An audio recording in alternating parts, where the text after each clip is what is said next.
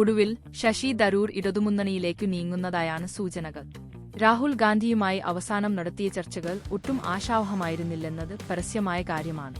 LDF നേതാക്കളുമായി തരൂർ രണ്ടാഴ്ച മുമ്പ് തിരുവനന്തപുരത്ത് കൂടിക്കാഴ്ച നടത്തിയിരുന്നതായും മുഖ്യമന്ത്രി പിണറായി വിജയനും CPI നേതാവ് പന്ന്യൻ രവീന്ദ്രനുമായാണ് ചർച്ച നടന്നതെന്നും റിപ്പോർട്ടുണ്ട്. ദേശീയതലത്തിൽ കോൺഗ്രസിൽ തന്റെ സാധ്യതകൾ അടഞ്ഞതായി തരൂരിനു വളരെ നേരത്തെ മനസ്സിലായിരുന്നെങ്കിലും പാർട്ടി വിട്ടുപോകാൻ തയ്യാറായിരുന്നില്ല. ദേശീയ സാധ്യതകൾ അടഞ്ഞതോടെയാണ് കേരളത്തിൽ വേരൂന്നി പ്രവർത്തിക്കാൻ ആലോചിച്ചത്. എന്നാൽ കേരളത്തിലെ ഒരു റോൾ തരൂർ തൊട്ടിയെടുക്കുന്നത് ഇവിടത്തെ നേതാക്കൾക്കു ചിന്തിക്കാൻ പോലും കഴിയുന്നതായിരുന്നില്ല. കേരളത്തിൽ നിന്നുള്ള MP-യാണെങ്കിലും തരൂരിനെ ഒരിക്കലും കേരളത്തിലെ പാർട്ടിയുടെ ഭാഗമായി കൂട്ടിയിരുന്നില്ല. കേരളത്തിൽ പ്രവർത്തിക്കുകയാണെങ്കിൽ ഒരു ഗ്രൂപ്പിന്റെയും ഭാഗമല്ലെന്നുള്ളതായിരുന്നു തരൂരിന്റെ പ്ലസ് പോയിന്റ്.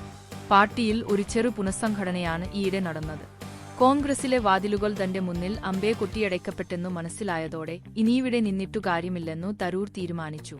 രാഹുലുമായി കൂടിക്കാഴ്ച നടത്തിയെങ്കിലും രാഹുൽ പരിഹാരം കണ്ടെത്തില്ലെന്നു ഉറപ്പായതോടെ തരൂർ റൂട്ട് മാറ്റാൻ തീരുമാനിച്ചു. കേരളത്തിലെയും കേന്ദ്രത്തിലെയും കോൺഗ്രസ് നേതാക്കളെ പിണക്കിയ തരൂർ സ്വന്തം വഴി നോക്കാൻ കാത്തിരിക്കുന്നില്ലെന്നു തീരുമാനിച്ചത് അങ്ങനെയാണ്. ലോക്സഭയിലേക്ക് ഇനി മത്സരിക്കില്ലെന്ന് പറഞ്ഞ തരൂർ നിയമസഭ തന്നെയാണ് ലക്ഷ്യമിടുന്നത്. അടുത്ത കൊല്ലം കേരളത്തിൽ നിയമസഭാ തെരഞ്ഞെടുപ്പു നടക്കുന്നതിനാൽ ഇനി സമയം പാഴാക്കാനില്ല.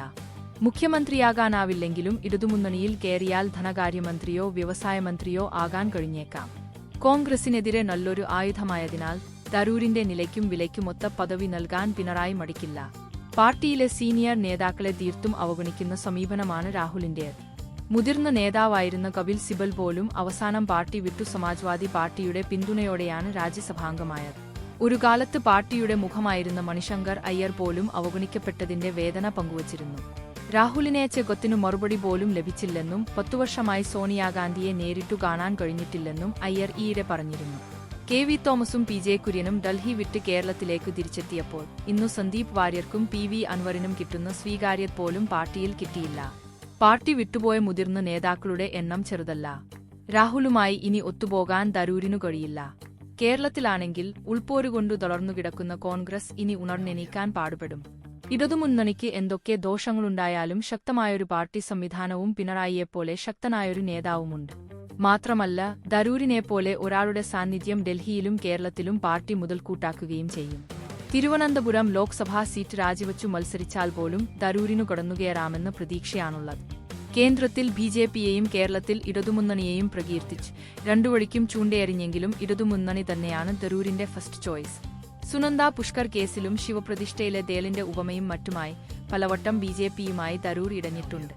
എന്നാൽ CPIM-യുമായി അത്രയും വൈരം നിലനിൽക്കുന്നില്ല. ഇടതുമുന്നണിയിൽ ചേർന്നാൽ കേരള രാഷ്ട്രീയത്തിൽ അതു വലിയ ചലനങ്ങളുണ്ടാക്കും. തമ്മിലടിക്കുന്ന നേതാക്കളുള്ള കോൺഗ്രസിനു അതു വലിയ ക്ഷീണമാകും. തരൂരിനോടൊപ്പം മറ്റാരെങ്കിലുമൊക്കെ കൂടി പോയാൽ അതിനേക്കാൾ വലിയ തിരിച്ചടി വേറെയുണ്ടാകാനില്ല. 2009 മുതൽ തിരുവനന്തപുരം MP-യായ തരൂർ ജനസമിതിയിൽ മറ്റേതൊരു കോൺഗ്രസ് നേതാവിനേക്കാളും മുന്നിലാണ്. എഴുത്തും ചിന്തയും പ്രസംഗവും അനുഭവസമ്പത്തും കൊണ്ട് യുവാക്കൾക്കിടയിൽ തരൂരിനു നല്ല മതിപ്പാണ് ഇന്നുമുള്ളത്.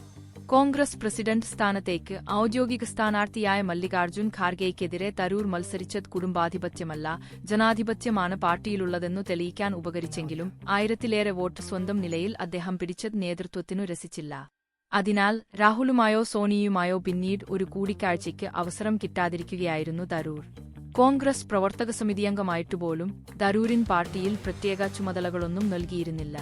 കോഴിക്കോട്ട് നടന്ന പാലസ്തീൻ ഐക്യദാർഢ്യ റാലിയിൽ ഹമാസിനെ കുറ്റപ്പെടുത്തിയതിനു പിന്നാലെയാണ് ഓൾ ഇന്ത്യ പ്രൊഫഷണൽ കോൺഗ്രസിന്റെ ചെയർമാൻ സ്ഥാനത്തുനിന്ന് നോട്ടീസൊന്നും നൽകാതെ അദ്ദേഹത്തെ നീക്കിയത്.